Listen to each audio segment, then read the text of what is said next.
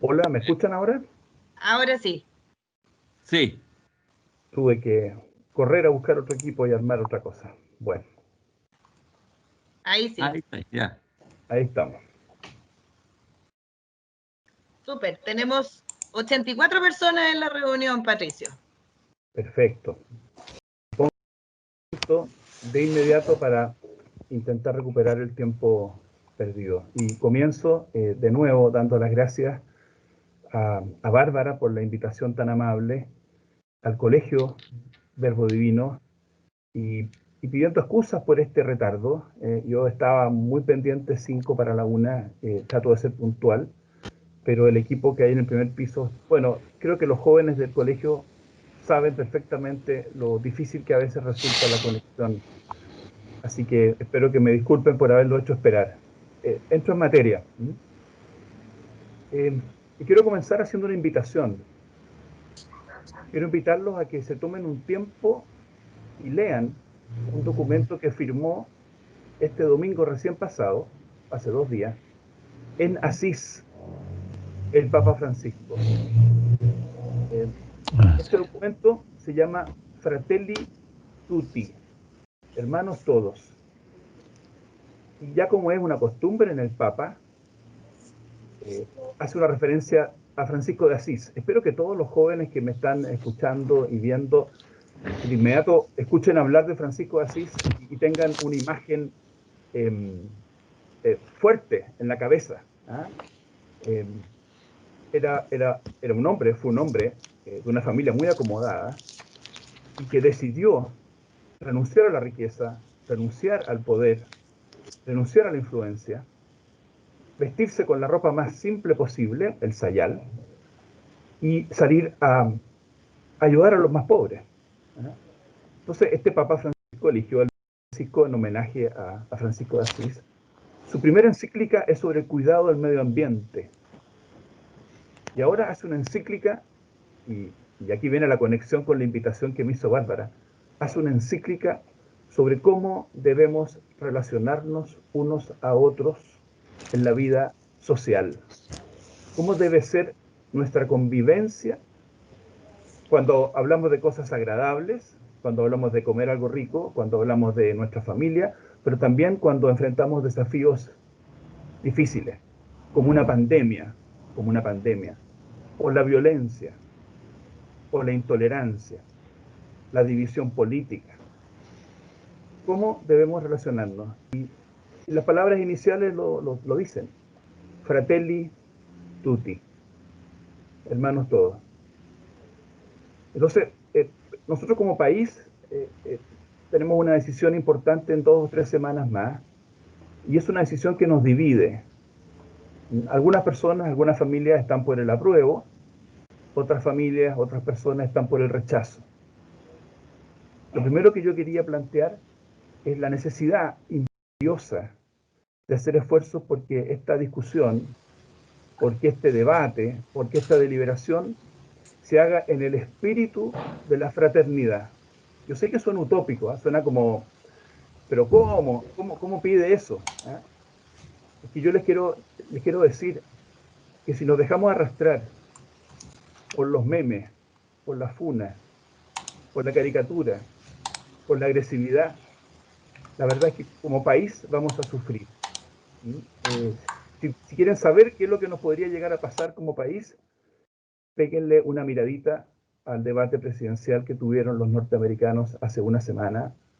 Si quieren llorar a mares sobre lo que es ver a dos personas que aspiran a gobernar el país más poderoso del mundo, insultarse, interrumpirse, ridiculizarse, llamarse tonto, payaso. Yo por lo menos no quiero que lleguemos a ese nivel, aunque en algunos sentidos hemos llegado a niveles preocupantes de intolerancia y violencia. Así que mi primera invitación, y así va a ser mi breve exposición, es a que hagamos un esfuerzo muy grande porque nuestras discusiones se hagan en un espíritu de respeto, en un espíritu de apertura al otro, de ponernos en el lugar del otro.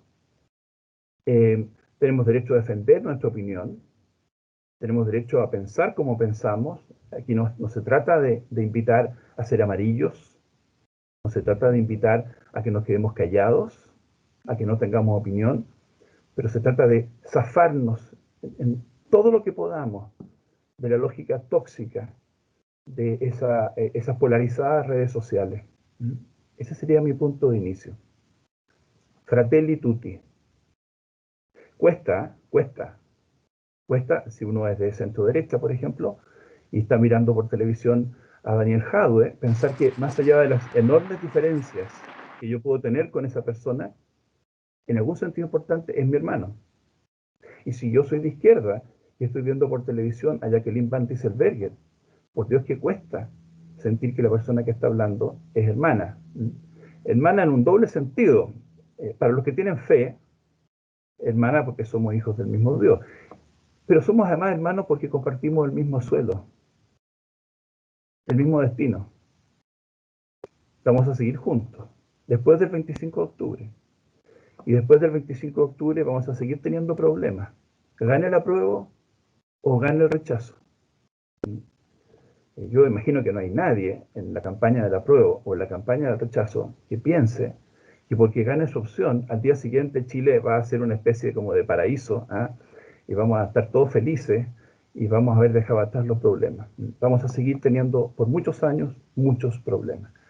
Bueno, eso es para que ustedes por lo menos sientan cuál es el espíritu desde el que yo trato de hablar.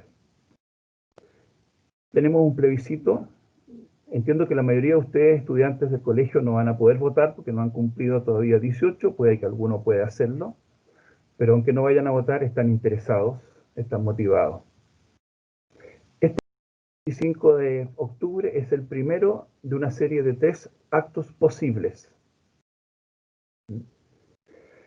Si gana el apruebo, si una mayoría de la gente que va a votar vota apruebo, este es el primer acto, porque después, en unos 5 meses más, se nos va a pedir de nuevo a todos, y quizá ahí algunos de ustedes sí puedan votar en abril del 2021, que elijamos una convención para que prepare un proyecto de nueva constitución. Ese grupo de compatriotas se va a reunir durante 9 meses en principio, y puede prorrogarlo hasta 1 año, y después nos van a presentar a todas y a todos un proyecto de nueva constitución. Y ahí sí, yo calculo, abril de 2022, todos los jóvenes que me están escuchando, no veo las caras, no veo los nombres, veo las iniciales, DF, RR, FH, BB, JT, AF. Bueno, queridos amigos, déjenme decirles, en el caso de que ganara el apruebo, que es una posibilidad, ustedes tendrían que ir a votar en abril del 2022 por ese proyecto que les va a ofrecer la convención. No sabemos si va a ser un buen proyecto, un mal proyecto, no sabemos cómo van a votar ustedes en 2 años más. Pero la otra posibilidad es que gane el rechazo, ¿no es cierto? En caso de ganar el rechazo, hay una cierta conciencia de que de todas maneras sería interesante explorar algunas reformas constitucionales. Entonces, en el caso que ganara el rechazo, lo más probable es que tengamos durante lo que queda de este año y el próximo año un debate sobre nuestra Constitución. De manera que esta conversación, esta invitación del colegio vale en ambos casos, es útil en ambos casos. Todos ustedes han escuchado, me imagino, y han escuchado a sus padres y a sus madres. Es una tendencia que tenemos los hombres y mujeres de la edad mía. Yo soy más o menos viejo, tengo 55. Y es quejarnos amargamente de que los jóvenes no tienen educación cívica, de que les falta no sé qué, les falta no sé cuánto. Bueno, este es un tremendo ejercicio de educación cívica. Y creo que vale a veces más que un pizarrón, porque es un ejercicio concreto. Es un ejercicio de acción, donde tenemos que actuar como ciudadanos. Esa es una de las virtudes que creo yo tiene este proceso, en la medida que hacemos más cosas como esta, y no simplemente nos plegamos a las descalificaciones. Argumentos para votar apruebo, argumentos para votar rechazo. Yo voy a tratar de ser muy breve, voy a tratar de ser objetivo. Yo tengo en realidad una opción, soy un ciudadano, no soy un extraterrestre, no vengo llegando a otro planeta, no es secreta mi opción, pero la invitación del colegio es a entregar elementos para que ustedes refuercen lo que ya piensan, le den una vuelta. Argumentos para votar voy a partir por el rechazo, en un esfuerzo de objetividad muy grande de mi parte. Interesante es que las condiciones son muy complejas. Estamos en condiciones muy difíciles para hacer cualquier ejercicio de diálogo, de deliberación fructífero. Porque tenemos una situación económica muy mala, y quizá algunos de ustedes han visto en su propio entorno directo cómo la mamá o el papá perdió la pega o bajaron sus remuneraciones. No sé si el desempleo está en 30, en 28, en 25. Efectivamente son muy malas condiciones. Por otra parte tenemos violencia muy aguda en algunos lugares del país, en la Araucanía. Hemos tenido focos de violencia acá en Santiago, en Concepción. A veces pareciera haber poca tolerancia, poca capacidad de escucharnos. ¿Ah? Entonces, claro, hay personas que dicen no es un buen momento para hacer algo tan importante como discutir nuestro pacto político. Otras personas plantean que van a votar rechazo porque sienten que el origen del proceso está un poco viciado o muy viciado, porque ese acuerdo del 15 de noviembre que destrabó la situación y estructuró este calendario, este itinerario, habría sido bastante empujado por la violencia después del 18 de octubre. Entonces hay personas que dicen, yo no quiero ser parte de esto, no quiero darle mi apoyo a esto porque está teñido o manchado por esa violencia tan dura y tan dramática. En fin, hay otras personas que piensan que la Constitución actual es buena. Y en ese sentido siempre es recomendable que le peguen una miradita a la Constitución. Y hay personas que piensan que es una buena Constitución, que ya no es la del general Pinochet, no es la que impuso la dictadura hace casi 40 años, sino que es una Constitución con hartas reformas que han sido convenidas, que han sido fruto de un consenso en estos años, y que por lo demás es una Constitución que ha permitido que el país avance, con problemas, con dificultades, pero que avance en estos 30 últimos años. Ese es un apretado resumen, haciendo un esfuerzo de mi parte, por presentar argumentos para que personas razonables, personas que aman su país y que quieren lo mejor para Chile, estén más o menos decididas a votar rechazo. ¿Cuál sería el argumento apretado en síntesis de alguien que está pensando votar apruebo? Sería, creo yo, decir algo así como lo siguiente. Efectivamente, no son las mejores condiciones, son condiciones muy complejas, son muy difíciles, pero probablemente no estamos en condiciones de mejor. Quizá no es conveniente pensar en postergar o chutear este problema para una hipotética mejor situación en 1, 2 o 3 años más. No sabemos cómo se va a desarrollar la pandemia, no sabemos cuántos rebrotes van a haber, no sabemos si el tema de la violencia desgraciadamente va a seguir siendo un fenómeno complejo, pero el problema está aquí, delante de nosotros. No podemos elegir las circunstancias, lo que podemos elegir es nuestra respuesta. Aquí yo he escuchado, lo he usado, esta imagen, se me viene siempre a la mente un diálogo entre Gandalf y Frodo. Espero que todos ustedes sepan perfectamente quiénes son Gandalf y Frodo. No porque vieron las películas, sino porque leyeron los libros de Tolkien. Es lo que yo asumo de estudiantes del colegio como el Verbo Divino. Hay un momento en que Frodo le comenta al sabio mago, le dice, qué horror todo lo que nos ha tocado vivir. Orcos, dragones, monstruos, guerra, peste. Se está cruzando una... Perdón. Joaquín, ¿puedes apagar tu micrófono, por favor? Ahí Saruman se metió entre medio. Frodo se está quejando amargamente y dice, ojalá no nos hubiera tocado vivir esto. Y Gandalf le responde, no nos es dado elegir las circunstancias que enfrentamos. Lo que sí podemos elegir es nuestra respuesta. Entonces yo, por lo menos, para personas que sensatamente están pensando votar a prueba, es evidente que son circunstancias difíciles. No tiene sentido negarlos a los ojos. La pregunta es, ¿cuál será la mejor respuesta? Las personas que defienden la opción a prueba plantean que esto no se trata de decidir de una qué constitución vamos a tener, porque la votación del 25 de octubre es una especie como de puntapié inicial a un partido, porque estrictamente no se vota una nueva constitución. Lo que la gente aprueba es hacer un proceso, es tener la conversación, es iniciar un proceso. Fíjense bien, esto es importante. Como yo les dije, los chilenos seguimos teniendo la posibilidad de influir sobre el proceso, porque después en abril votaríamos por el convencional que nos guste. Entonces, si a alguien le gusta mucho la actual constitución, bueno, va a poder votar en abril por alguien que defienda esa actual constitución en abril y que esa persona esté en la convención. Y luego, en el evento de que la convención no funcione bien, quizá todos ustedes han escuchado los peligros y riesgos de la convención. Hay personas que dicen que es difícil que se pongan de acuerdo, que es difícil que se alcancen los 2/3, que existe el riesgo de que salga de ahí un proyecto refundacional con esto de la hoja en blanco. Bueno, afortunadamente, a diferencia de los ingleses con el Brexit, aquí no se decidió que todo se resolviera de una. Creo que eso hubiera sido una mala idea. ¿Ah? Que en un solo acto, en un solo día, nosotros digamos, esta es la Constitución, y votamos esta otra. Hay un plebiscito de clausura o cierre en 1 año y medio más. Entonces, las personas que están por el apruebo probablemente le dirían a ustedes, esta Constitución que tenemos tiene problemas. El principal de los problemas que tiene es que hay una parte de los chilenos y chilenas que no la consideran suya. Eso suena como bien subjetivo, ¿no es cierto? Pero claro, uno cuando habla de una casa, y me gusta a mí usar mucho la imagen de casa cuando hablo de la Constitución, uno puede pensar en los problemas técnicos de la casa. El aire acondicionado, los que tienen la suerte de tener aire acondicionado, calefacción central, los que tienen el privilegio de tener calefacción central.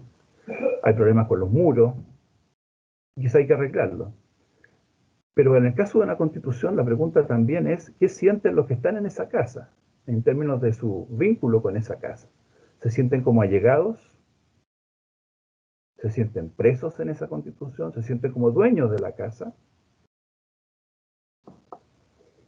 Yo creo que por lo menos, y hay un antecedente a tomar en cuenta, que como comunidad es importante que la Constitución encarne el mayor consenso posible. Es difícil tener una comunidad unida con una Constitución que divide.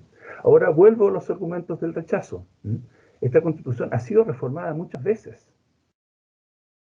Son 52 leyes de reforma constitucional, unos 250 cambios. Si a ustedes les interesa el detalle de esto, el diario El Mercurio del domingo pasado entregó a sus lectores un interesante material donde se muestra hasta qué punto lo que hoy día está en la Constitución es de alguna manera el receptáculo de distintos momentos históricos. Exactamente, ahí lo está mostrando el padre rector.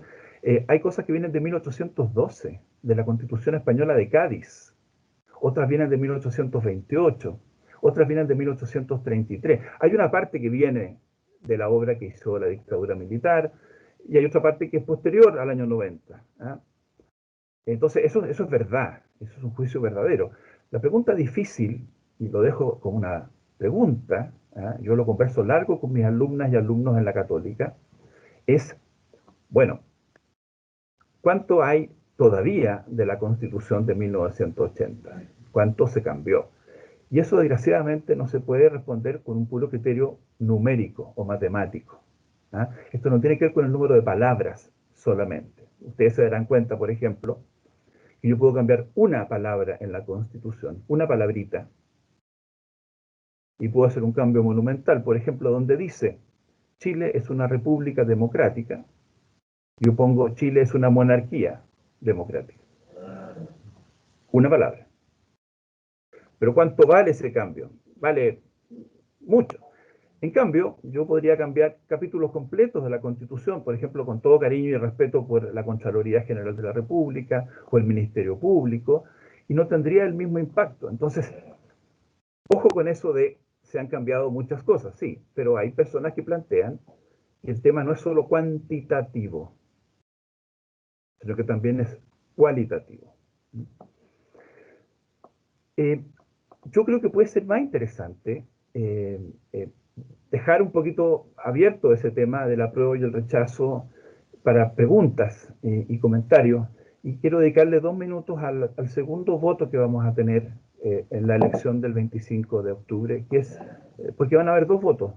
A los papás de ustedes, a los hermanos mayores, a los sobrinos, a los tíos, les van a entregar 2 votos. Uno dice apruebo o rechazo, y el otro elige la convención que queremos para que haga el proyecto. Y hay 2 alternativas, una convención que se elige en un 100% en abril, con 155 convencionales, paritaria, o una convención que es mitad diputados y senadores elegidos por el Congreso y mitad ciudadanos elegidos en abril, la llamada mixta. Ambas van a ser paritarias, aunque en términos prácticos va a ser un poco más difícil que sea paritaria la mixta, porque en el Congreso chileno no hay una mitad de mujeres. Ese es uno de los datos de la causa. En nuestro Congreso chileno tenemos algo así como el 19% de mujeres y un 80% de hombres. No tengo el guarismo exacto, si alguno lo googlea me podrá corregir, y es 23-77, pero de eso estamos hablando.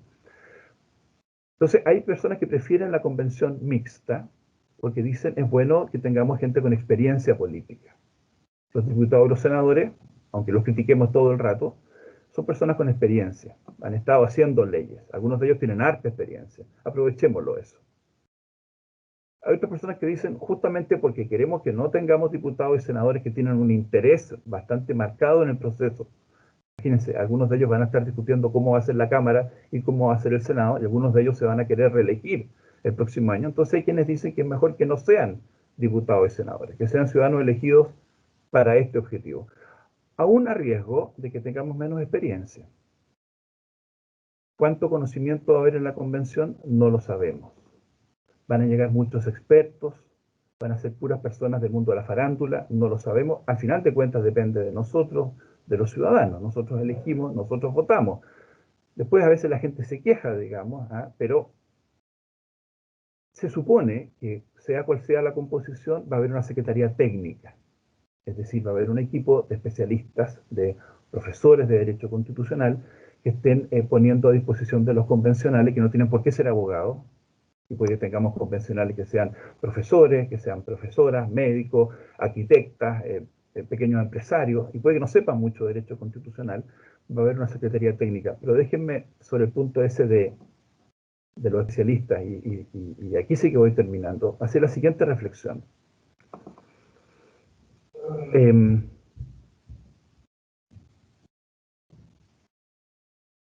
Por supuesto que es importante saber, por supuesto. Imagínense, yo me dedico a hacer clases. Estoy hablando con personas que están en un colegio que se precia y lo logra de enseñar con excelencia, con vocación. Mis padres son profesores universitarios los dos. Así que por favor, no voy a decir nada contra el saber y contra el conocimiento. Pero lo que sí quiero decir es que no es necesario ser magíster en Derecho Constitucional o Ciencia Política para tener una opinión sobre lo que es justo o no es justo, lo que es bueno para nuestra comunidad política.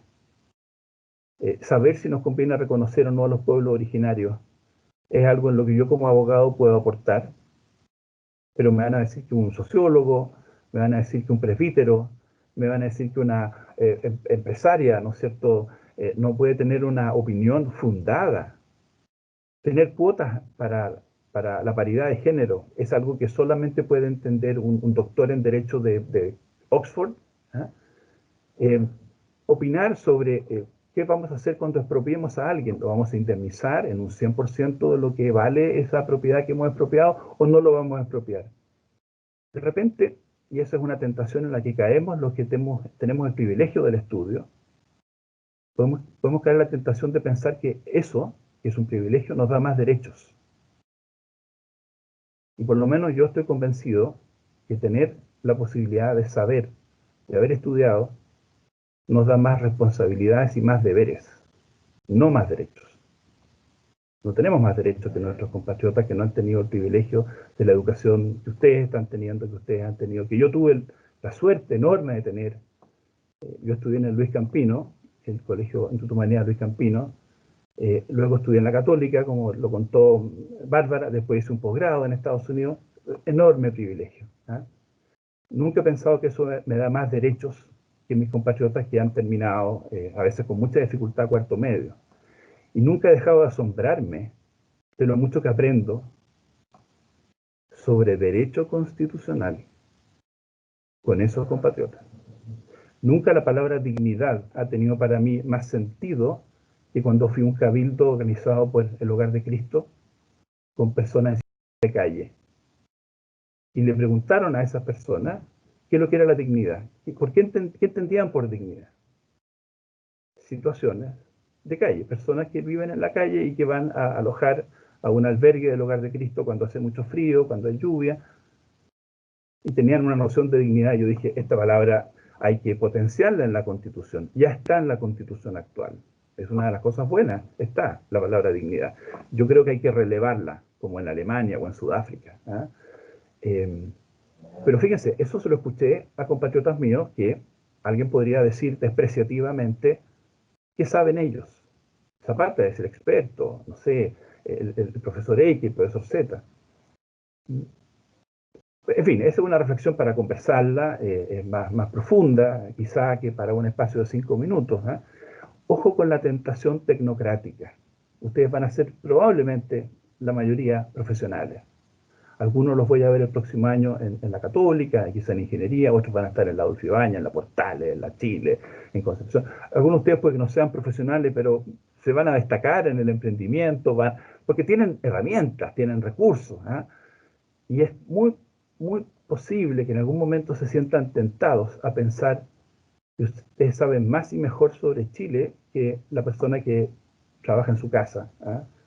Que le va de repente a hacer el jardín, y que ustedes quizás deberían tener 2 votos en vez de uno solo, o 4 votos en vez de uno solo, porque esa persona no sabe lo que ustedes saben. No voy a dar demasiados ejemplos, pero está llena la historia de situaciones en que la forma en que votaron los premios Nobel, los doctores en filosofía y en derecho, era tanto más equivocada que la forma en que votaron los labriegos, los campesinos, los obreros y los artesanos. ¿Eh? Porque la virtud está distribuida transversalmente. Hay tanta corrupción, tanta miseria, tanto egoísmo, tanta avaricia en un grupo de decanos y rectores universitarios como en un grupo de trabajadores de la construcción. La virtud está repartida transversalmente. Y lo que se necesita para votar principalmente es la virtud de la prudencia, la virtud de la justicia, la virtud de la templanza y un enorme amor a Chile. Eso, ¿ya? Déjeme repetirlo, por si alguno sospecha cuál es mi posición. Tengo enorme respeto y tengo muchos amigos que van a votar distinto a mí. ¿Ah? Así que espero no haber hecho que alguien se sienta incómodo. Este es un espacio escolar, ustedes no están libremente o tan libremente acá, entonces sería muy de mal gusto que alguien viniera a hacer publicidad o campaña. Eso, muchas gracias y ahora listo para ver las preguntas y los comentarios, lo que sea.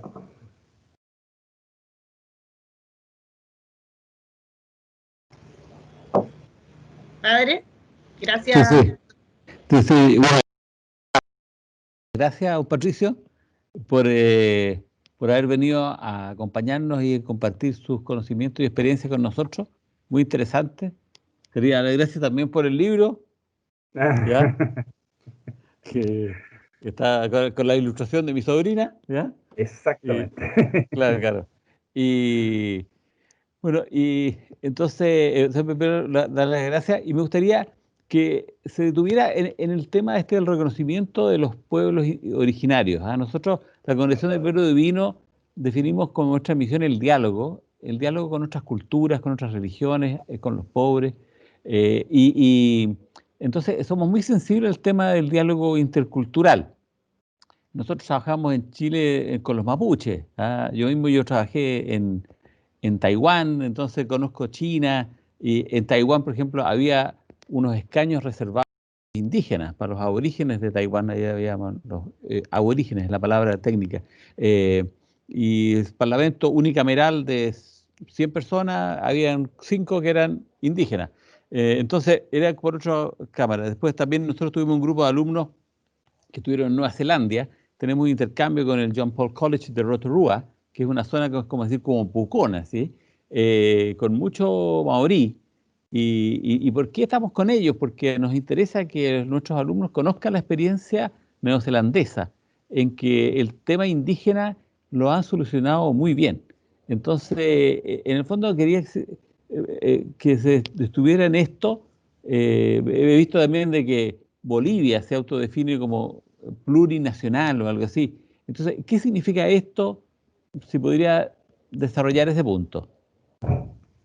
Perfecto. Es un gran tema, es un gran tema. Y déjenme de entrada, para evitar cualquier confusión, decir que tengo claro que no porque pongamos en una constitución una declaración de reconocimiento y de valoración de nuestros pueblos originarios, de sus costumbres y tradiciones, de sus reglas y sus normas, no por eso mágicamente se va a resolver el tema de la pobreza o la miseria que hay en algunas zonas de la Araucanía, no se va a resolver mágicamente la incomprensión, la falta de tolerancia, no se va a resolver mágicamente la violencia. No pertenezco a ese género de abogados ilusos o ingenuos que piensan que las leyes son milagrosas.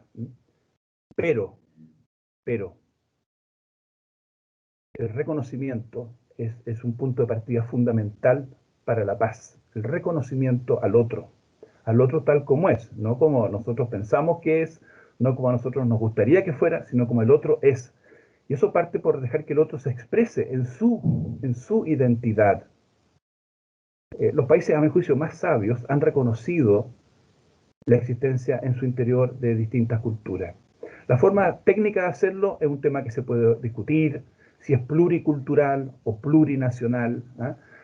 El temor que ha existido durante décadas, porque este tema se viene discutiendo hace décadas, es que este reconocimiento pudiera de alguna manera entusiasmar a algún grupo del pueblo mapuche o del pueblo Rapa Nui que quisiera a partir de ese reconocimiento hacer algún alegato independentista. Yo diría que ese ha sido el temor que explica que durante 20 años tengamos proyectos de reforma constitucional parados. Porque la palabra pueblo le provoca temor a algunos compatriotas. A mí, por supuesto, no me interesa ver a nuestro país roto ni fracturado. Todas las encuestas demuestran que el 90% de las personas que se reconocen como mapuche también se consideran chilenas y chilenos, orgullosas de ambas condiciones. Yo no veo ese temor materializándose, pero entiendo que es una preocupación de algunos. Déjeme decirle una cosa, a mí el derecho comparado me parece muy útil en esto y el padre ha recordado un par de casos. Se puede abordar en la Constitución o en la ley. Canadá tiene una bonita experiencia. Fíjense que Alemania, con su minoría de habla danesa, hay uno de los Land de Alemania, Schleswig-Holstein, si lo dije mal, me corrigen aquellos de ustedes que tengan un buen alemán, uno de los Land alemanes se llama Schleswig-Holstein, está más al norte, hacia Jutlandia, digamos. Bueno, tiene una minoría danesa, que quedaron en territorio alemán. Ellos tienen escaños reservados también, en un país que en muchos sentidos es un modelo de democracia respetable, consolidada. Déjeme decir lo que me pasa a mí. Yo cuando veo en las calles marchando una pareja, y él lleva una bandera chilena y ella una bandera mapuche, o al revés, yo digo, todavía estamos a tiempo, como país, para que puedan ser las dos cosas juntas, y no una o la otra. A mí me dolería mucho, y creo que a todos nos dolería mucho, que se profundizara una ruptura. Pero ese esfuerzo requiere el reconocimiento. Y la Constitución es un momento de reconocimiento a las regiones, a las mujeres. ¿No? El tema de la mujer, creo yo, no se resuelve simplemente con que los hombres pongamos personas en vez de hombres, como se hizo el año 1999, donde decía, los hombres nacen libres e iguales. Pusimos, las personas nacen libres e iguales. Y nos sentimos los hombres súper bien porque habíamos dado un paso. Ya no decía hombres la Constitución. Yo tiendo a pensar que se necesita una mirada muy transversal a todo el documento para que con ojos de hombres, ojos de mujer, ojos de mapuche, ojos de mestizo, ojos de descendiente de europeos, ojos de capitalino, ojos de provinciano, hagamos una mirada, pero claro, ese ya quizá me estoy saliendo de mí. Pero claro, eso también podríamos hacerlo en el Congreso. No quisiera que se entendiera que la única forma de avanzar es con un determinado resultado el 25. En estas cosas normalmente lo que uno hace es ponderar los pros y los contras. Y yo por lo menos nunca he pensado que hay soluciones perfectas. Ese sería mi comentario sobre su tema, que encuentro muy importante, muy importante.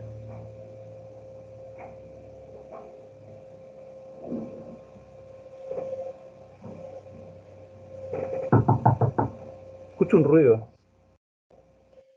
Pato, Aguilera, que te quieren hacer una pregunta. Sí, buenas tardes, don Patricio. Gracias por compartir perdón, gracias por compartir sus pensamientos. Mi pregunta es la siguiente: ¿hay algún antecedente? Es vital el proceso que nosotros vamos a vivir, ¿cierto? Como país. ¿Hay algún antecedente que se parezca a lo que nosotros vamos a vivir en la historia latinoamericana, la historia europea? ¿Hay algún antecedente respecto a una transformación o a una consulta de nivel constitucional en otros países? Mi pregunta es esa. Muchas gracias, Tocayo. Gracias por la Sí, pregunta. La diferencia es que yo no tengo ni una habilidad musical, es una de mis bueno, horrores más terribles. pero Pero, se pueden lograr, se pueden lograr a cualquier edad. em, a ver, hay varios países que han tenido procesos constituyentes en los últimos 30 años. Cada uno lo ha hecho de una manera distinta y peculiar. A veces se hace una consulta de inicio. ¿Ah? A veces se salta ese proceso y se va directamente a elegir una convención constituyente. A veces se cierra con una consulta, a veces no se cierra con una consulta. De manera que no hay un modelo, no hay un modelo único. Algunos procesos, hay que decirlo, han terminado mal. Eh, y no solamente estoy pensando en la experiencia, a mi juicio, muy frustrante para el pueblo venezolano. La Constitución de 1999 nació llena de esperanzas, y la verdad es que terminó dándole espacio y oportunidad a un régimen que oprime a sus compatriotas. Pero también en Islandia, que es un país europeo con un altísimo PGB, tuvieron un proceso constituyente frustrado. Pero también están las historias que han funcionado bien. O sea, lo peor aquí en esto yo creo que es mirar solamente lo que nos conviene. Los gringos tienen una expresión para referirse a seleccionar los ejemplos extranjeros que a uno le convienen. Lo llaman cherry picking, escoger fresas o frambuesas. Entonces, yo solamente voy a hablar de, no sé, Venezuela porque quiero asustar a mi compatriota. O yo solamente voy a hablar de Sudáfrica porque quiero entusiasmarlo, porque Sudáfrica funcionó bien. Piensen ustedes el problema en Sudáfrica. Una sociedad con una división de razas muy clara, con un abuso de poder por parte de la minoría blanca, el apartheid. Imagínense ustedes lo que era el temor de los blancos, que eran minoría, de que una vez que se restaurara la democracia, la mayoría, digámoslo, negra, fuera a terminar con sus derechos, terminar con todas sus libertades, como había pasado en Rhodesia. Entonces, ahí funcionó bien. Ahí funcionó bien, con una convención constituyente, con una regla de 2/3. Ahora, ¿puede alguien asegurar, sobre la base de todas estas experiencias? A mi juicio la colombiana funcionó bien, pero Colombia sigue teniendo problemas. La guerra civil en Colombia no se detuvo en 1991 cuando aprobaron su constitución. El narcotráfico siguió siendo un flagelo en Colombia, pero mirando hacia atrás, los colombianos en general, los de izquierda y los de derecha, valoran el proceso constituyente de 1991. Por supuesto tienen dudas, porque esto es hecho por humanos. Obviamente hay dudas. Entonces, a la pregunta del profesor, yo le diría, hay interesantes experiencias de las cuales aprender, hay cosas que uno no debiera repetir, hay cosas que uno podría copiar, pero si ustedes quieren saber mi opinión como profesor, yo diría que es casi más importante que las experiencias comparadas, es nuestra historia. Nuestra historia, nuestra experiencia, mirar los signos de los tiempos de nuestra patria. Esa es una expresión muy de la Iglesia Católica. ¿Qué significa los signos de los tiempos? No es la encuesta del último lunes. Uno no hace constitución mirando la última encuesta. No es la moda. Los signos de los tiempos, y perdónenme aquí porque estoy invadiendo un terreno más de teólogos, pero es la capacidad primero de escuchar y ver en silencio. ¿Qué es lo que está pasando? ¿Qué significa el movimiento Las Tesis, el movimiento feminista? ¿Qué nos está diciendo? ¿Qué significa lo que pasó con nuestra Iglesia Católica? ¿Qué nos está diciendo la violencia de unos y de otros?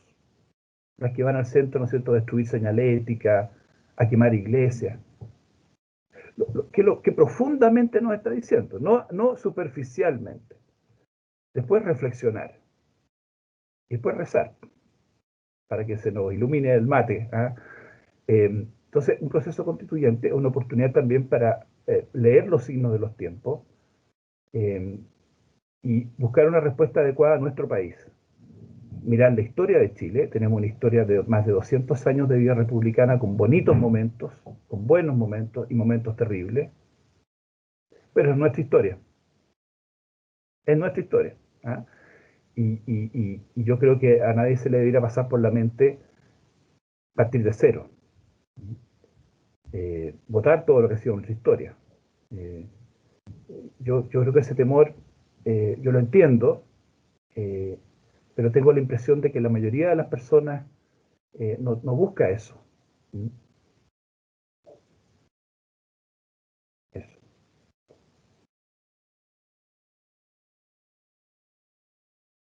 Más preguntas. Pedro Ochagavía.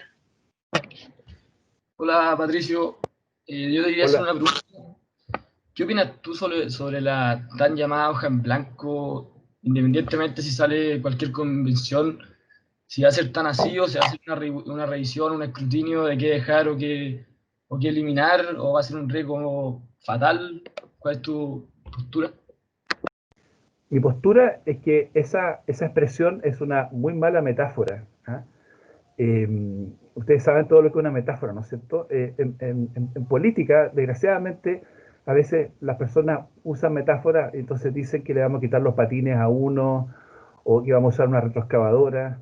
Hay metáforas mejores. ¿Ah? En los años 60 se decía que el cobre es el sueldo de Chile o es la viga maestra, pero también se dijo que le vamos a negar la sal y el agua, con Tomich ni a misa. Los que son más viejos saben, la metáfora es parte de nuestro discurso político. Cuando yo tuve que elegir una metáfora, Pedro, yo usé la metáfora una casa de todos y todas. ¿Mm? La expresión hoja en blanco, los que inventaron la expresión, no querían decir partir de cero. No creen que haya que partir de cero. Fíjate bien, lo que querían decir con la expresión es que el mejor debate constitucional se produce cuando todos llegamos en una situación de igualdad, en la misma situación. Y por lo tanto, cuando nos sentamos a conversar, ya no existe una hoja donde está escrita la respuesta. No está precocinada la respuesta, no está cocinada la respuesta.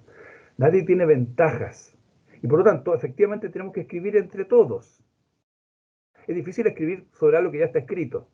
Se querían transmitir la idea de que en la convención, a diferencia de lo que pasa en el Congreso, los que quieren cambios y los que no quieren cambios juegan en una cancha pareja. Lo que querían decir es que hoy día en el Congreso, cuando se quiere hacer un cambio, los que quieren hacer los cambios tienen que conseguir 2/3, ¿no es cierto? Hoy día en el Congreso. Y los que quieren mantener las cosas como están, ¿tienen que conseguir 2/3? No, hoy día les basta con 1/3.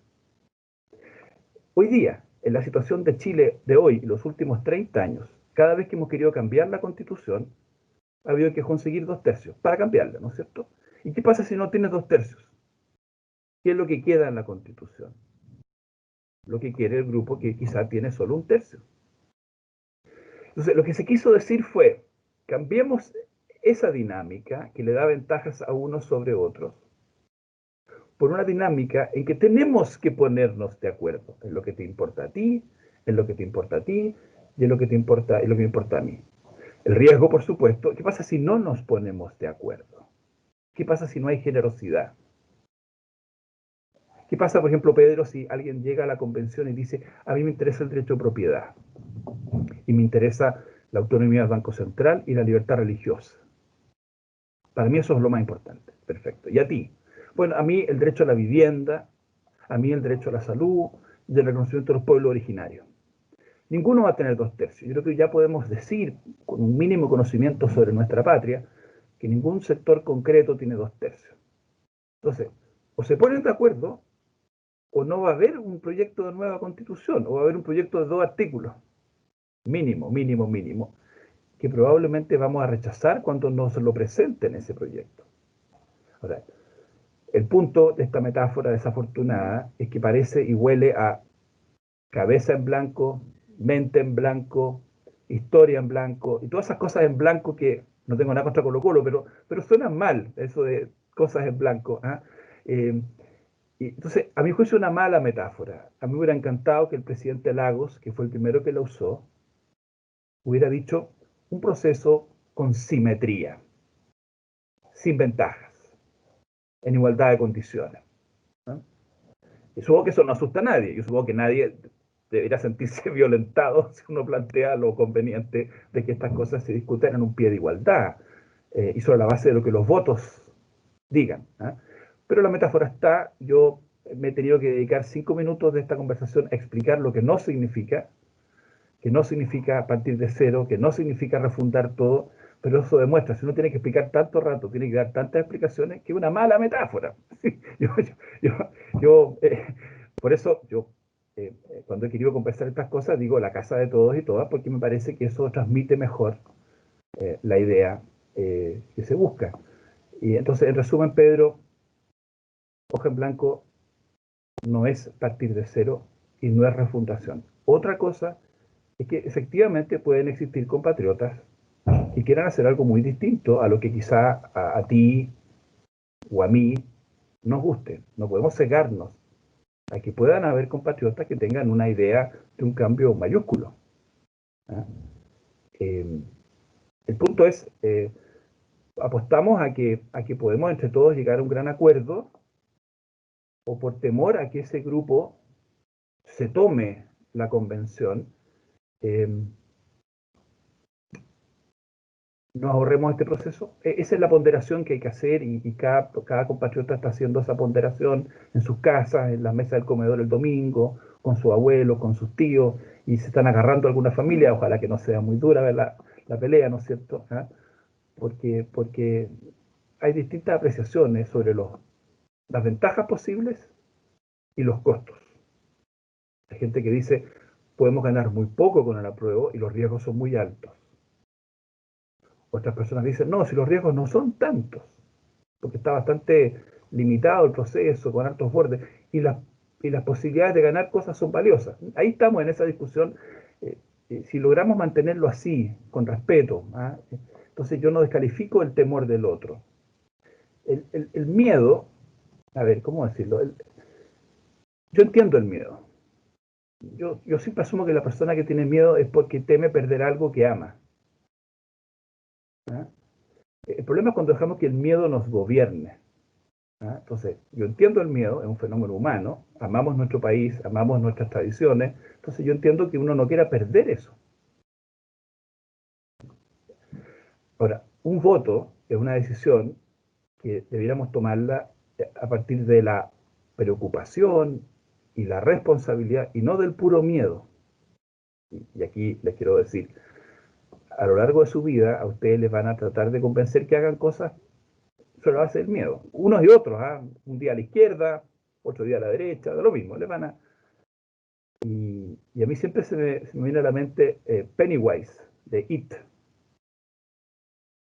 Se alimenta del miedo. Es un villano que se alimenta del miedo, necesita miedo, ¿ah? Los populismos en general, todo tipo de populismo, todo tipo de totalitarismo, se alimentan del miedo.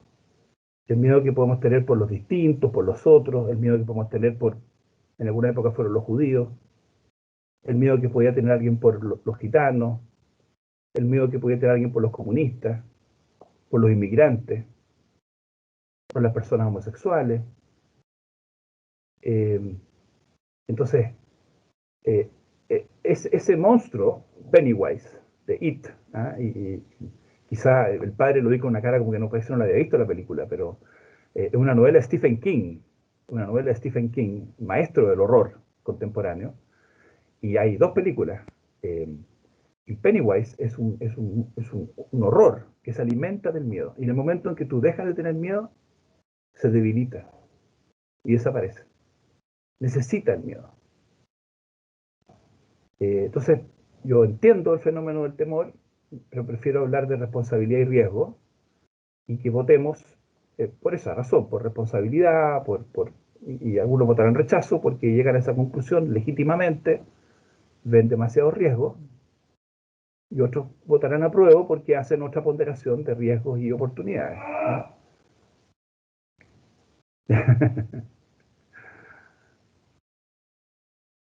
Gracias. Martín, ¿tú habías levantado la mano? Sí, yo tengo una pregunta.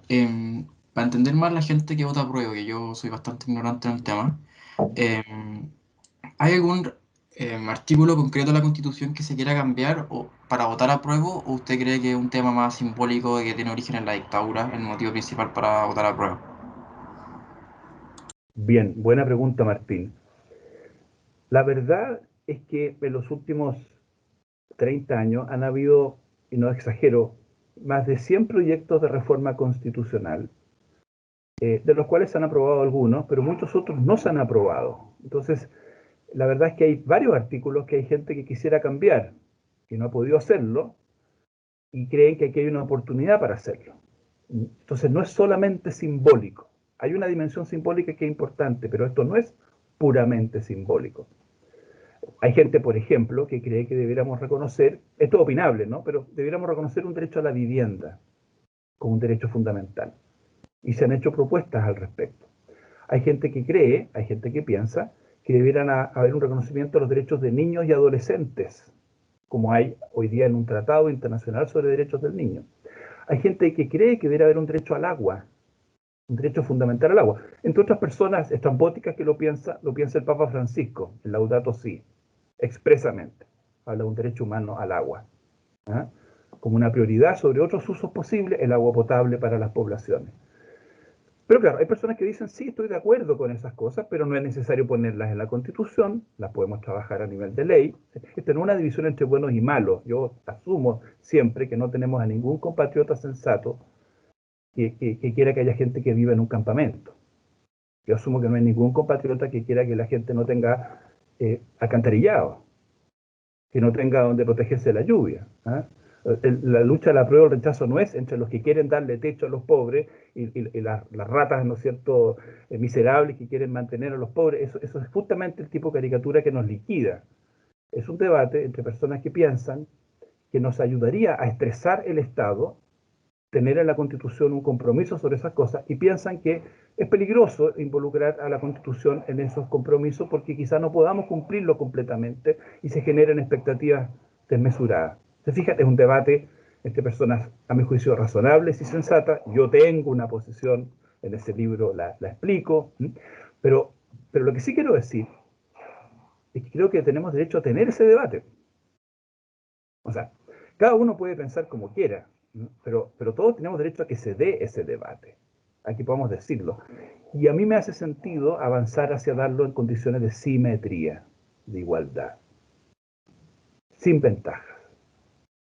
Y ahí está entonces, Martín, la expresión que yo uso en este libro. Querámoslo o no, imaginemos que esta fuera una buena constitución, y fuera una muy buena constitución, y que hay que hacerle pequeños ajustes. El problema es que tenemos un grupo de compatriotas, no es chiquitito, es un grupo, que se siente incómodo, que siente que juega de visita siempre. Ese es un problema. ¿Cómo lo solucionamos? No necesariamente con el apruebo.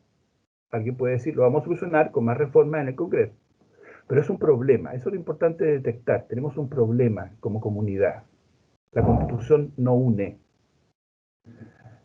Algunos pensarán que la solución va por el lado del rechazo para reformar. Bien, perfecto. Otros pensarán que es apruebo para tener una convención constituyente donde todos estén presentes y discutamos en otras condiciones. Pero el problema existe, ¿eh? Yo creo que existe un problema constitucional en Chile, me atrevería a decirlo como algo académicamente sustentable, ¿eh? Yo en el libro incluyo, padre, en el apéndice, una propuesta de reformas constitucionales de destacados personeros del rechazo, una larga propuesta que hacen el senador Andrea Alamán, el diputado Diego Chalpen, y lo incluyo para mostrar que también la gente del rechazo reconoce que hay que hacerle cambio a la Constitución. Yo siempre parto de la buena fe, entonces entonces tenemos un problema, ¿eh? El problema es cómo lo solucionamos. En eso estamos topando en este momento, y como creo que es bueno siempre devolverle la pelota al soberano, de vez en cuando, vamos a tener una respuesta sobre el cómo en 2 semanas más. Y habrá que acatarla de buena fe y con buena cara. Los que ganen y pierdan tendrán que poner buena cara al día siguiente y aceptarlo.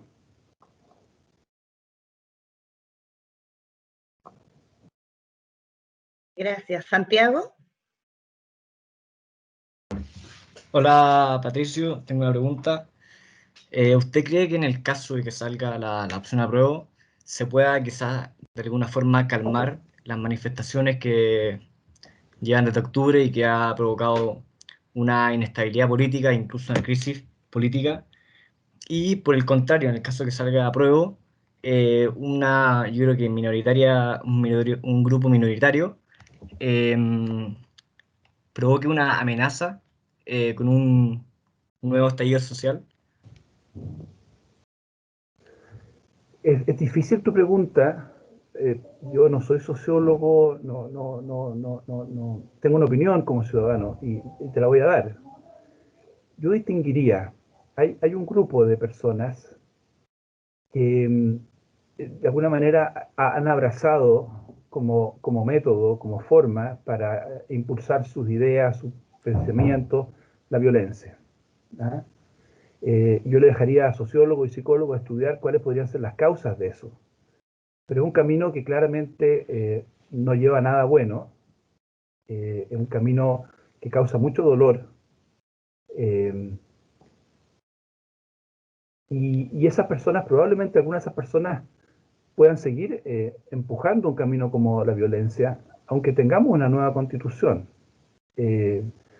Algunas de esas personas que tú puedes ver que de repente han estado destruyendo un museo en el centro o una iglesia en una expresión de su rabia y su molestia, quizá no quieren un gran acuerdo. Quizá no quieren que estemos todos de acuerdo. Eligieron otro camino y habrá que pensar después como sociedad cómo llegamos a eso, cómo llegamos a esa situación. No quiero parecer excesivamente comprensivo porque algunas de esas conductas tienen que ser castigadas porque son conductas muy graves, ponen en riesgo la vida de las personas y destruyen cosas que son importantes para todos. Lo que quiero decirte en el fondo es que no debiéramos dejar que las actitudes de los grupos extremos, puede haber una extrema izquierda y puede haber una extrema derecha. Hay extremistas en el apruebo y hay extremistas en el rechazo. Personas que desfilan con uniforme nacional socialista, eso no define a todo el rechazo. Y personas que queman una parroquia o una iglesia, eso no define a todo el apruebo. Y tenemos que evitar caer en eso. Y lo otro que tenemos que evitar es que esas conductas nos definan. Yo voy a actuar de esta manera porque estoy en contra de ese acto de violencia. Ahí estoy dejando que sea esa persona la que decide por mí y me transforma en un rehén de ese extremo. Yo soy un hombre ya más viejo, tengo 55 años, y yo viví una época de mucha violencia y de mucha división en los últimos años de la dictadura militar.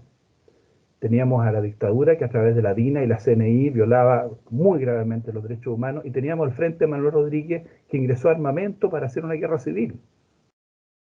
Y yo por lo menos sentí que los chilenos y chilenas no podíamos dejar que esos dos bandos de pistoleros decidieran por nosotros. No podía ser ni la CNI, ni la DINA, ni los grupos paramilitares, ni tampoco el Frente Manuel Rodríguez. Entonces, yo tengo la fe y la esperanza fundada por la experiencia de mi vida, que la inmensa mayoría de las chilenas y chilenos es muy sensata, ama la paz y quiere la paz. Tenemos que preguntarnos por qué razón el estallido social, con actos muy condenables, sin embargo, generó una ola de simpatía y apoyo muy grande. Tenemos que preguntarnos qué significa eso, qué nos dice eso. Porque cuando el 80% o el 90% decía en diciembre que compartía el movimiento de octubre, yo entiendo que no están compartiendo que se le haya tirado una bomba a una carabinera. Los chilenos no comparten eso. Los chilenos no les gusta ver cómo le queman la cara a un carabinero. Pero estaban diciendo que había ahí también una expresión que les parecía valiosa. No en ese acto de terror, sino en la marcha masiva, en las canciones, en los cantos, en las acciones de arte, en ese 2.200.000 que fueron a votar en el plebiscito de los municipios de derecha, el alcalde Codina, municipios de izquierda. Entonces, te voy a volver a dar la respuesta porque necesitaba darme la vuelta primero. No creo que si gana el apruebo vamos a tener una tasa de leche en Chile. No. Y yo creo que la gente sensata del apruebo no debiera ofrecer eso. Porque ganando el apruebo se abre un camino, se abre una oportunidad. Y va a depender de nosotros aprovecharlo. Pero va a seguir habiendo gente impaciente, enrabiada, frustrada, con mucho odio, que no va a querer esperar, que no va a querer el camino, que no tiene interés en llegar a un acuerdo con los que piensan distintos. Yo creo que son muy pocos. Yo creo que son muy pocos. ¿Eh?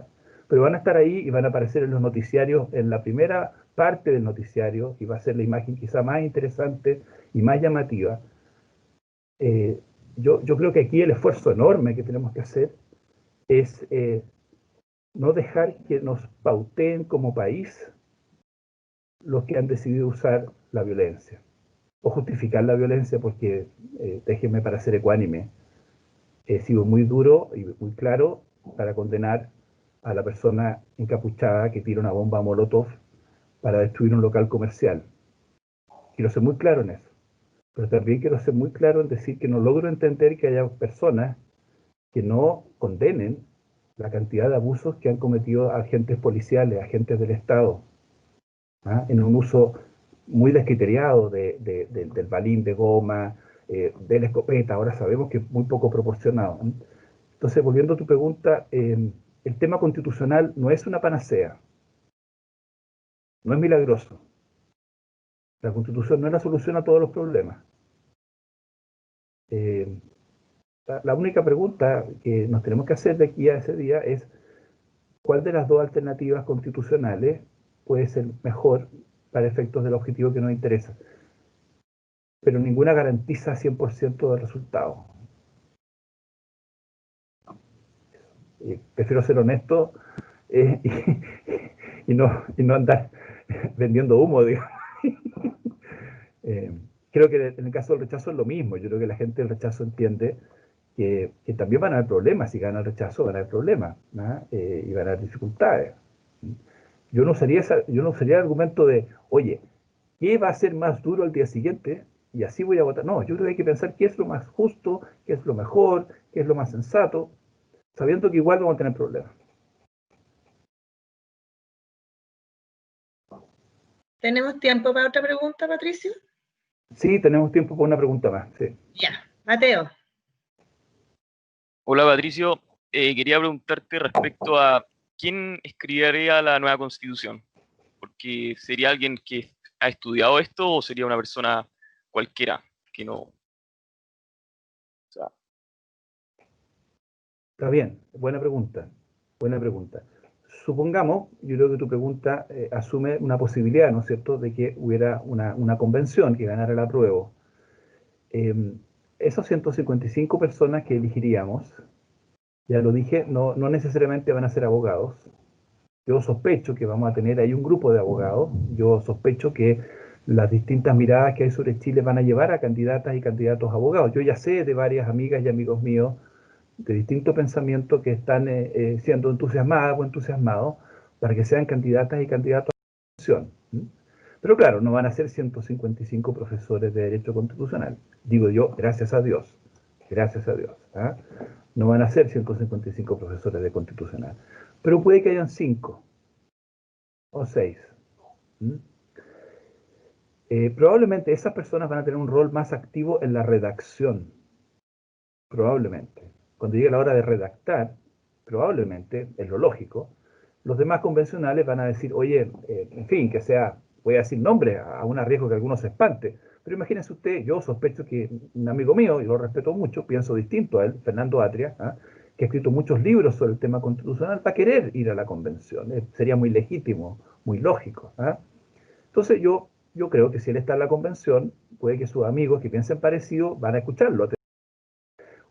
Otro amigo mío, no sé, pensando en voz alta, quizá Víctor Manuel Avilés, que es un profesor de la Universidad de Chile, que es un profesor de Derecho Tributario, muy conocedor de los temas jurídicos y muy activo, cercano a Renovación Nacional, que está por el rechazo, Víctor Manuel Avilés. Yo sospecho que si él va a la convención, los que piensan parecido a él le van a decir, oye, Víctor Manuel, ¿Cómo redactamos esto? ¿Está bien lo que pusimos? ¿Ah? Así que yo en ese sentido, no tengo muchas dudas de que se va a escuchar la voz técnica. Todo lo que se está escuchando hoy día en el mundo de la voz técnica, que no es demasiado, déjeme explicar este punto. No se está escuchando demasiado los técnicos hoy día en el mundo. Y eso es un problema. Pero creo que es un problema complejo. La razón por la cual a veces no se escucha tanto a los técnicos es que hay una fundada desconfianza sobre qué es lo que mueve a los técnicos o a los expertos. Los ciudadanos de a pie del mundo están mirando a los expertos con unos ojos de sospecha. A ustedes les va a tocar cuando sean profesionales de excelencia. Los ciudadanos ya no van a tener en ustedes la fe ciega que había en el siglo XIX, con el doctor, con el arquitecto, con el abogado. No. Entonces, ahí hay un desafío muy grande de la democracia. Los técnicos a veces aparecen como un grupo de interés, una élite que vela por sus intereses, cuyas opiniones son técnicas en apariencia, pero interesadas. Y aquí en Chile, ustedes y yo somos parte de la élite de este país. Yo no soy un millonario, pero soy parte de la élite. Vivo en La Reina, tengo un buen pasar. Tenemos que preguntarnos por qué a veces se desconfía de nosotros. ¿Qué ha pasado? Entonces no es simplemente decir la gente es ignorante, el populismo, la gente es burra, no escuchan a los expertos, mira lo que dijo este premio Nobel de Economía, mira lo que dijo el decano de tal lugar. Bueno, pero ¿por qué? Ahora, yo confío que dentro de este panorama los especialistas tengan algo que decir y yo siempre he animado a mis amigos especialistas a que se entusiasmen y sean candidatas y candidatos. Este es un momento muy bonito para los que han estudiado Derecho Constitucional para que hagan un aporte al país por 9 meses. No voy a decir más para no...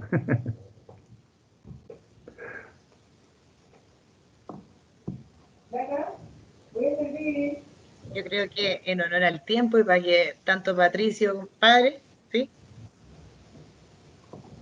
Está muteado, tiene que sacarse el silencio. Perdón. Es que hay mucha bulla afuera, por eso lo pongo en silencio. Oye, una pregunta.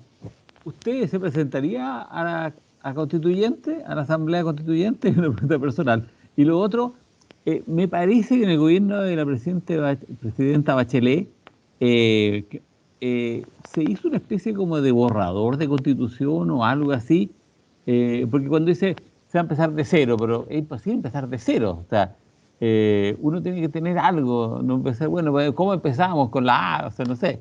Entonces, tiene que haber algún borrador. Entonces, yo creo que hay gente que ha escrito borradores de esto. Quizá usted mismo ha escrito un borrador. Entonces, eso es lo que me gusta. ¿Qué borradores hay? Y me parece que hubo algo en el tiempo de la presidenta Bachelet con el segundo gobierno. No sé. Esas son las preguntas que quería hacer.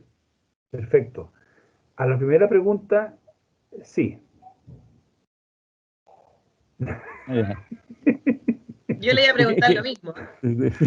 Sí, lo he pensado y la verdad es que me parece un muy lindo desafío intentarlo, pero obviamente no depende de uno.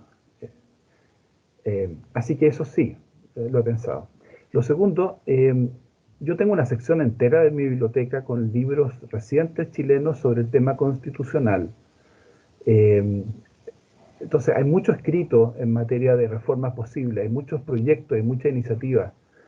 Hay incluso proyectos que vienen de 1985, cuando se firmó el Acuerdo Nacional, auspiciado por el entonces arzobispo de Santiago, Juan Francisco Fresno. Ya en esa época, estamos hablando de 1985, hubo un acuerdo bien transversal con personas de derecha, como Francisco Bulnes Sanfuentes, Ricardo Rivadeneira, hasta personas de izquierda. Hay harta reforma presentada y la presidenta Bachelet, efectivamente, pocos días antes de dejar el poder, en marzo de 2018, presentó en el Congreso un proyecto, sabiendo que no se iba a aprobar porque ya no quedaba nada de tiempo, pero para dejarlo como testimonio o legado, por esas cosas de la vida, y esto creo que no es decir algo injusto, hay personas que en su momento fueron muy críticos de la presidenta Bachelet y tenían todo el derecho a ser críticos de ella, que han reconocido ahora que esa propuesta de reforma es bastante moderada, cuando la han leído con más calma. Ese podría ser un buen punto de partida. Otras personas han propuesto partir con la Constitución de 1925, eso lo propuso Arturo Fontaine, que es un destacado académico. Carlos Peña ha dicho lo mismo. Hay varias maneras de comenzar, porque como dice muy bien el padre rector, uno nunca parte de cero. Uno siempre parte con borradores, con textos, cada uno va a llegar con su material, con su propuesta. Así es. Ya. Muchas gracias. Por lo menos, pero yo creo que la Bárbara debería hacer alguna pregunta. No, yo en realidad las preguntas me quedo feliz con la respuesta y la exposición de Patricio. Yo no sé si además le podemos quitar más tiempo, pero yo tengo duda, ¿qué pasaría en un caso hipotético que no fuéramos tan generosos como dijiste tú, o tan tolerantes y de escucharnos y entender al otro, en que no se aprobara por 2/3? ¿Qué pasa ahí? Bueno, aquí no hay ningún momento de vacío. O sea, es bueno tener claro que hoy día tenemos una constitución que nos rige.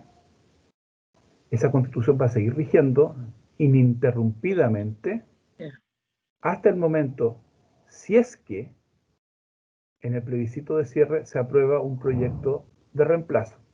Entonces, si la convención fracasa, y puede fracasar de muchas maneras, no se ponen de acuerdo no se ponen de acuerdo en el reglamento, que va a ser lo primero en que tienen que ponerse de acuerdo. Bueno, va a seguir rigiendo la actual constitución. En eso no hay ninguna duda, no hay un vacío jurídico. Jurídicamente es muy claro. Sigue rigiendo la actual constitución hasta el momento que el presidente de entonces, que no va a ser el actual presidente, sino el presidente que elijamos a fines del próximo año, y cada uno tendrá en su cabecita quién podrá ser ese presidente o presidenta que elijamos en un año más. Ese presidente o presidenta va a ordenar que se publique en el diario oficial el texto que fue plebiscitado y que fue aprobado en una votación que va a ser obligatoria. El plebiscito de clausura es con voto obligatorio, no el de ahora, el de clausura. Y si es que se dan todas esas condiciones, o sea, que la convención funciona bien, y llegamos a tener acuerdo por los 2/3, que después el pueblo diga, me gusta lo que hicieron, no es un mamarracho, es mejor que la constitución actual. Bueno, el presidente que venga va a firmar eso, se va a publicar en el diario oficial, y ese día vamos a tener una nueva constitución. No va a haber ni un minuto sin constitución. Ni un minuto, ni un instante siquiera. Ya, perfecto, pero ¿por qué? O yo puede que esté perdida y me declaro ignorante, pero haber escuchado de que si no se aprueba por 2/3 se pasaba a mayoría simple, alguno de los puntos. Claro, todas las cosas que no queden en la Constitución, por definición, son cosas que quedan entregadas a la ley. Eso pasa hoy día, hay muchas cuestiones que son de ley, que no están en la Constitución. Algunos temen que solo haya 2/3 para pocas cosas, o cosas muy básicas, y por lo tanto queden más cosas que ahora entregadas a la ley. Y les preocupa. Es un tema bien opinable. Hay países que tienen constituciones más extensas y dejan menos cosas a la ley. Hay países con constituciones minimalistas, donde solo lo esencial queda en la ley. El problema no es que una nueva constitución sea más corta o más larga. El problema sería que no nos pusiéramos de acuerdo en lo esencial. Ese sería el problema, ¿no es cierto? Una constitución que no hablara de poder judicial, por ejemplo. Eso no califica como constitución en ningún país del mundo. Una constitución que no hablara de la libertad de expresión, porque no nos pusimos de acuerdo, o de la libertad religiosa, o el derecho de propiedad. El punto es que ese proyecto, imaginemos que fuera así, que fuera una cosa de 2 artículos, una cosa muy ridícula, ¿no es cierto? Ese proyecto va a ir a un plebiscito. Y uno ahí parte de la base este es el gobierno del pueblo, por el pueblo y para el pueblo, que así como el pueblo decide que y tenemos que aceptar lo que dice la mayoría de nuestros compatriotas por 4 años, bueno, en ese plebiscito habría que confiar en que si el proyecto es tan malo como estamos hipotéticamente imaginando, donde no dijera nada de libertad religiosa, no dijera nada de libertad de expresión, no dijera nada del Poder Judicial, bueno, tuviéramos a un montón de gente, no solamente gente del rechazo actual, sino mucha gente de la prueba actual, porque eso es interesante. Uno ahora puede votar rechazo, ahora en octubre, y después sorprenderse de que sus temores no se consumaron, la convención funciona razonablemente bien, sale un buen proyecto y después puede votar a prueba y no hay ninguna contradicción. Y al revés, de que alguien vote a prueba ahora, diciendo le voy a dar la oportunidad, creo que vale la pena intentarlo, y después diga, bueno, no resultó como yo quería, y como no es un cheque en blanco, porque yo retengo esta última firma, yo como comunidad política, ¿no es cierto? Estamos en ese último instante, en el plebiscito de cierre, en la posibilidad de decir, no pongo mi firma. Nadie pudiera canjear este documento. Yo sé que para los cabros hablar de cheque es como hablar del fax, ¿ah? O de hablar de... El cheque era un documento que se creó en la Edad Media para que uno le diera una orden al banco para que girara en favor de tu depósito. Uno tiene que aprender que no puede seguir dando ridículos, ¿ah? El cheque. Yo creo que no han visto un cheque en su vida. No. Entonces, hablamos de cheque en blanco. Bueno, está bien. Me pasa todo el tiempo con mi alumno de primer año en la Católica.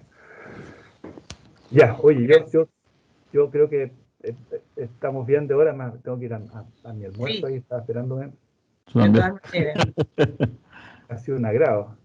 No sé No, si se fueron muchas muchos, gracias. siguen todos ahí secuestrados en la galería. Hay varios todavía. Yo Ya. quería agradecerte a nombre del colegio, a nombre del Departamento de Historia y además contarles que yo a Patricio no lo conocía, simplemente lo vi en Estado Nacional, el programa en TVN, y encontré tan interesante la discusión que le escribí y aproveché patudamente de invitarlo a ver si podía venir a hablar a ustedes. Así que de verdad, muchas gracias. Un gusto. Sí, Esto es lo sí, mejor sí. que uno puede hacer, así que... Sí. Y yo, aunque Patricio no crea, pero yo lo conozco personalmente, porque cuando yo estudiaba teología y tú estudiabas derecho, y había una elección de presidente de FEUC, tú pasaste por varias salas, entre las cuales la mía, y dijiste, yo no les digo por quién voten, pero por favor voten. Y me quedé a tu cara y después dije, va, este mismo que estaba, que nos habló, y al final eras tú, y bueno, y después terminaste siendo el suegro de mi sobrina. No vamos a recordar, porque eso para mí es interesante saber, en esa elección de FUC, quién era mi competidor. ¿Ah? Es un distinguido político chileno hoy día. Pero tú Sí, saliste no, presidente, estoy leyendo acá. sí, no, pero eso fue antes. Oye, no fue en esa elección que tú En la siguiente. competiste, fue en una anterior. Yo diría que fue Perfecto. la que salió Tomás Jocelyn Holt. Perfecto, claro, sí. Sí, sí. Y entonces, pero tú no eras candidato todavía, estás como recién Ya, entrando, diría yo. De haber sido el sí. 86, 87. ¿Ya? Claro, yo fui candidato en noviembre del 87 y competí con José Antonio Cast. Mira. Ya. Sí, sí. Pero, y esta versión del 86, a ver, entonces. Claro, sí. Claro. Sí, sí, sí. Oye, un gustazo, ¿ya? El Sí, gusto es mío. Ya Un está. muchas abrazo gracias. a toda la comunidad del Verbo. Muchas gracias, te pasaste. Un Gracias. abrazo. Sí, sí. Estén muy Chao, bien. Y Oye, a- faltó una pregunta de uno de los candidatos, pues. Gracias, Pato. Solamente dos que hicieron preguntas. Porque Valdés no preguntó nada. De Porque los del candidatos candidato a presidentes. centro alumno, dos hicieron preguntas, pero otro no. Bueno, mucha suerte a los candidatos y alguno Ya. llegará a la escuela en algún tiempo más, a la escuela de Derecho. Sin duda. Sí, sí. Ya, listo. Chao, chao, que Gracias, estés que bien. estén muy Chao. bien. Ya. Gracias por la Gracias, ayuda. Bárbara, también, por Chao. organizar esto. Chao, muchas gracias. Chao, chao.